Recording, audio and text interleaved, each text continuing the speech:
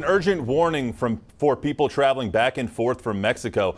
Officials say cartel members near Brownsville have been placing explosives along the roadway. The News 4 I-Team's Jordan Elder found out who they're targeting and why officials in both countries are urging you to be careful. Don't touch, don't move, don't manipulate. Residents in Tamaulipas, which is across the border from Brownsville, woke up to a concerning message. Cartels are placing explosives like these along the roads. It's a shame that those are images I thought I left behind in the combat zone in Iraq and Afghanistan, and now I never in a million years really thought that we would be seeing that so close to home. Patricia Driscoll grew up along the border, later serving as a military contractor. People who are from there, we don't think of our Mexican border as a war zone, and we don't want to. She says this message is alarming for people in border cities who cross back and forth every day. People thinking, well, I'm just commuting to work. I'm just commuting to see my family. And now I have to worry about terrorist-like devices. This is a 24-hour command center that we have here in the border on the U.S. side. Security experts like Jorge Luis Cisneros are watching these threats closely. His company provides protection for companies in the U.S. and Mexico.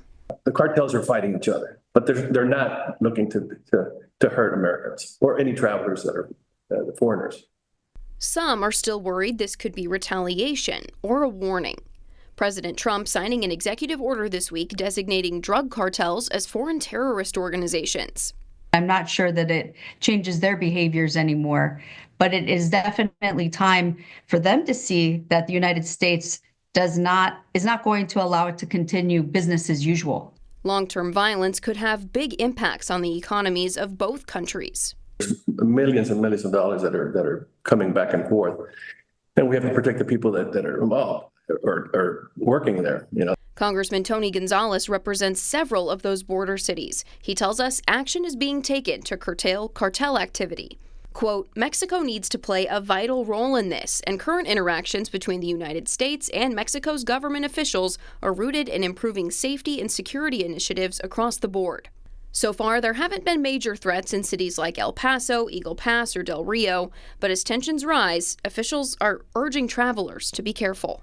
Jordan Elder, News 4 San Antonio. They need to take one person by one person and investigate it. And if they are bad, then take them out. But most of them, they are good people. That was one of the people who took part in a protest on the south side earlier this evening. They say they aren't happy with the Trump mass deportations of undocumented immigrants. This is what White House border czar Tom Homan told ABC News this morning. It's not okay to violate laws of this country. We have millions of people standing in line, taking the test, doing their background investigation, paying the fees that want to come in the right way. ICE agents are now able to enter churches and schools to arrest migrants who are suspected of being in the country illegally. That is causing uproar from some locals. News 4 San Antonio's Phil Sterling has more on how they're responding to the news. The San Fernando Cathedral, like many other churches around the nation, is filled with people on a Sunday afternoon. But now they could see federal arrests take place in their place of worship. That's causing people like Alberto Riz to feel uneasy. I thought the church was sacred, Churches used to be considered sensitive areas during the Biden administration, but since President Trump retook the Oval Office, that has changed. Ruse says he understands the country needs to protect its borders, but also feels sorry for those looking for a better life. It seems like every 4 years we have something that changes. A Department of Homeland Security spokesperson released a statement saying criminals will no longer be able to use America's schools or churches to avoid arrest.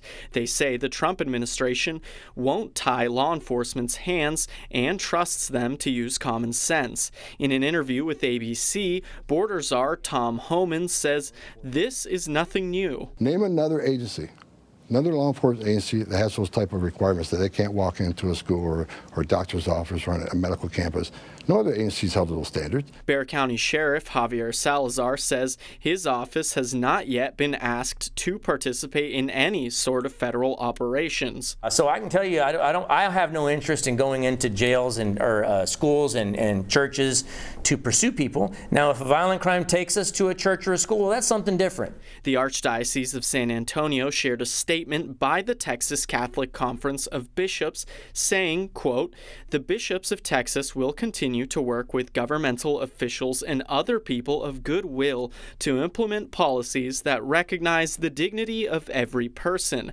prioritize family unity, and address the root cause of forced migration, while respecting the right and responsibility of our country to secure its borders, regulate immigration in an orderly process, and maintain the rule of law, and keep its communities safe and peaceful." Rees says that he understands we're going through a change at this time, and it can be hard on all of us, but thinks there has to be a better way to secure the country. Reporting in the studio, Phil Sterling, News 4 San Antonio. All right, thanks, Phil, for that information. Governor Greg Abbott is reacting to the deportations tonight. He posted a few hours ago on X saying, quote, "Texas Department of Public Safety troopers and special agents are deployed to assist President Trump's Homeland Security investigations in removing undocumented immigrants." He also said DPS operations will expand in the coming days.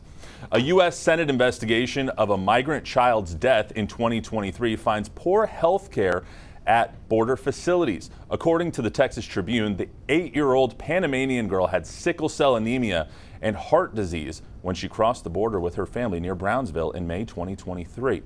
The Tribune reports that contracted medical personnel at the Harlingen facility didn't call doctors, didn't log encounters with the girl, or write down her medical history. The report recommends CBP reduce the wait times people spend in custody, sharpen medical care oversight, and ensure it's meeting staffing needs. For continuing coverage of the crisis at the border, you can listen to our award-winning podcast, Immigration Crisis: The Fight for the Southern Border. It's available in both English and Spanish wherever you listen to your podcasts.